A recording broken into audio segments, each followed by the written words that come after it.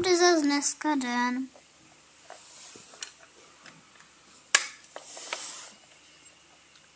Tak stávejte vy na lenoši. Stejně už jsem si četla, ale ovečka ještě spí. Co to kecáte? Já už jsem dávno zbuzená. Aha, tak promiň. Neopakuj. Hele, nemusíte se na kvůli blbosti hádat. Pojďte, dáme si jídlo. To bylo dobrý. Co budeme dneska dělat? Musíme přece do nemocnice. Zase pomáhat lidem a tím si ne, už za chvíli bude mít a potřebujeme ještě asi nevím kolik peněz, aby jsme si přece koupili ty nový dům. Ten je tak krásný. Už se nám chybí docela hodně, ale docela málo peněz. Takže jakože středně, no určitě. Tak jdeme. Tak a jsme tady.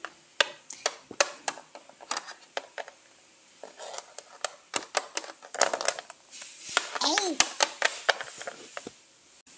No, jdu do své pracovny.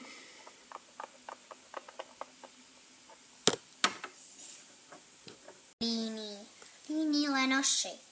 To je hrůza. Myslím, že tady můžeme řádit. Tak jeď. Ne, ty budeš asi. Hej. Co se to děje? Hele, jako vy už nic nemůžete dělat, tak budete prostě od sebe. A když on na mě furt něco dělá, tak se oba dva necháte být. Tak ty běž tam do toho rohu a ty do druhého. Tady žádný už druhý roh není, tak si ho najdi.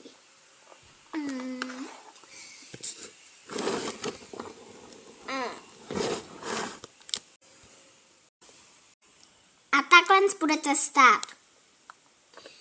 Je to nemocnice a ne pranice.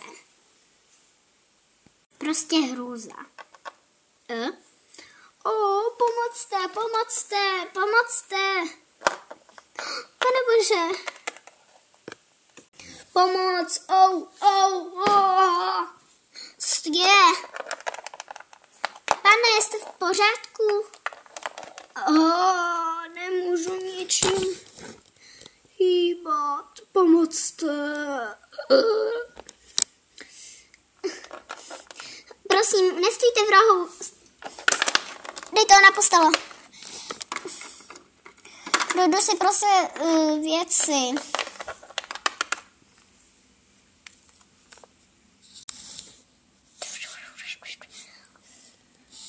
Myslím, že chvilinku počkáme.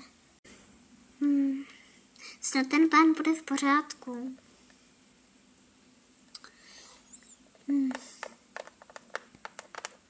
Prosím, uvařte čaj. Pro pána. Jo, já ho dneska mám vařit.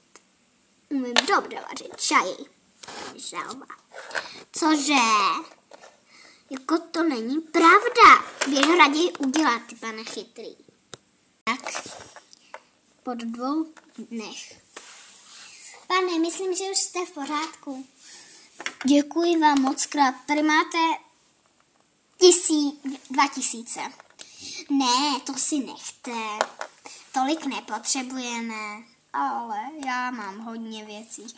Už to ani moc nevyžuju. Tak děkuji. Naschle a děkujeme moc krát.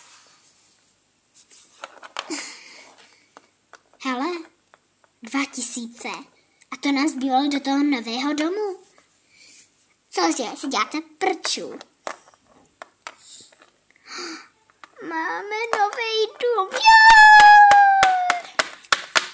Tak to bylo všechno. A jestli se vám líbilo, tak děkuji za zhlédnutí.